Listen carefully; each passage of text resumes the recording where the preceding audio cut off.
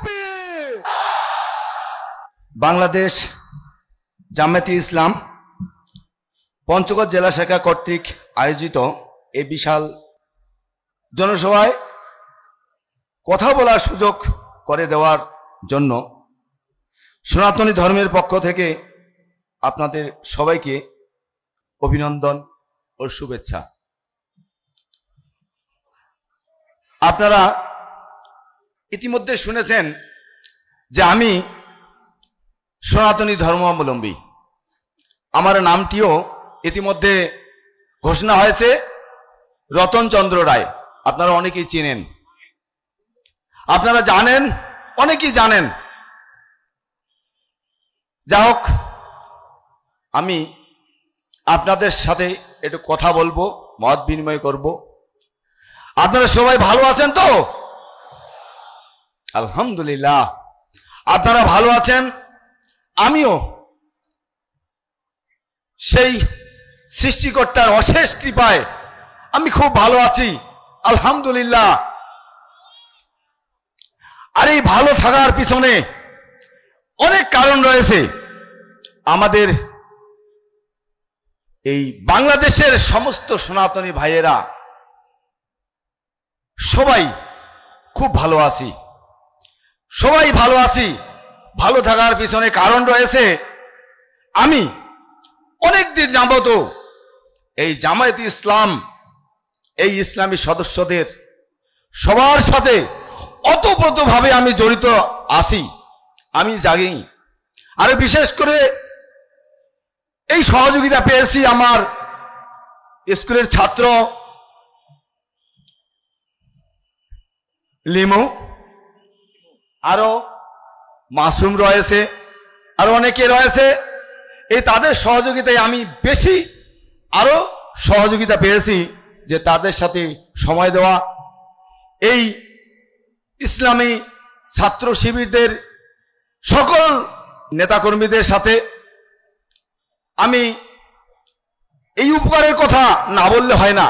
আমাদের গত শারদীয় দুর্গাপূজা, এই উৎসবে জামাতে ইসলামের এই নেতাকর্মীরা আমাদের পূজা পাহারা দিয়েছিলেন। আমি তিনাদের সাথে আমাদের পূজা মণ্ডপে মানে ওতপ্রোতভাবে আমি জড়িত ছিলাম। আমি কখনো কোনো খারাপ আচরণ, কোনো কথা আমি পাইনি। আর আমি জানি সমস্ত বাংলাদেশের জামাতে ইসলামের নেতাকর্মীরা একই ধরনের আচরণ করে, আমি এটা বিশ্বাস করি। কারণ অনেকদিন যাবত আমি এই জামায়াতে ইসলামের সমস্ত আমাদের যে এই নেতাকর্মীরা আছে, তিনাদের সাথে আমি সময় দিয়েছি, বুঝেছি, সব বুঝে ফেলেছি। আরো এই উপকারের কথা না বললে হয় না। মর্মান্তিক দৃশ্য, পূর্ব পুরুষেরা বলে গেছেন যে যে নাকি বিপদের সময় বন্ধু হয়, সে নাকি আপন হয়। এটা কথা বিশ্বাস করতে হবে। এই আউলিয়া ঘাটে একটা মহামারী দুর্ভিক্ষ ছিল, কি সৃষ্টিকর্তার কি নীলা খেলা। সেদিন নৌকা ডুবিতে অনেক আমাদের ভাইয়েরা, দাদারা, দিদিরা, আমার আত্মীয় স্বজন ছিল সেখানে, আমি সেখানে উপস্থিত ছিলাম। এই মহামারীতে এই আমাদের আমিরে জামাত ডক্টর শফিকুর রহমান স্যার সেখানে উপস্থিত ছিলেন। আমি সেই দৃশ্য দেখেছি। সেখানে অর্থ দিয়ে সাহায্য করেছিলেন। শুধু অর্থই বলবো না,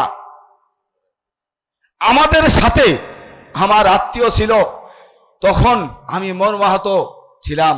তখন আমি যে দৃশ্যটা দেখেছিলাম, যে আমাদেরকে মুখে জড়াইয়ে ধরছিলেন, আমি তখন দেখেছিলাম, আমি মনে করছিলাম যে এই মানুষটি আসলে খুবই ভালো। যখন চলে যান, তখন আমি মনে মনে একটা কথা আমার মনের মধ্যে ছিল, চলে গেল।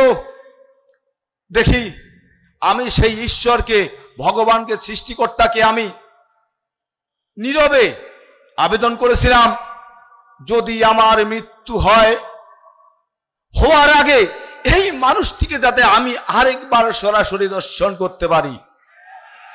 ঠিকই সেই সৃষ্টিকর্তার কি অশেষ কৃপা, আমি আজকে এই গতকালকে রাত্রেই দেখেছিলাম, আজকে আবারও দেখছি।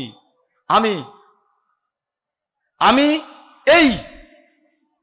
এই অশেষ অনুরোধ, এই সনাতনী ভাইয়েরা আছেন, আমি তিনাদেরকে আহ্বান জানাবো, করজোড় মিনতি জানাবো, বাংলাদেশে জামায়াতে ইসলাম এই বাংলাদেশের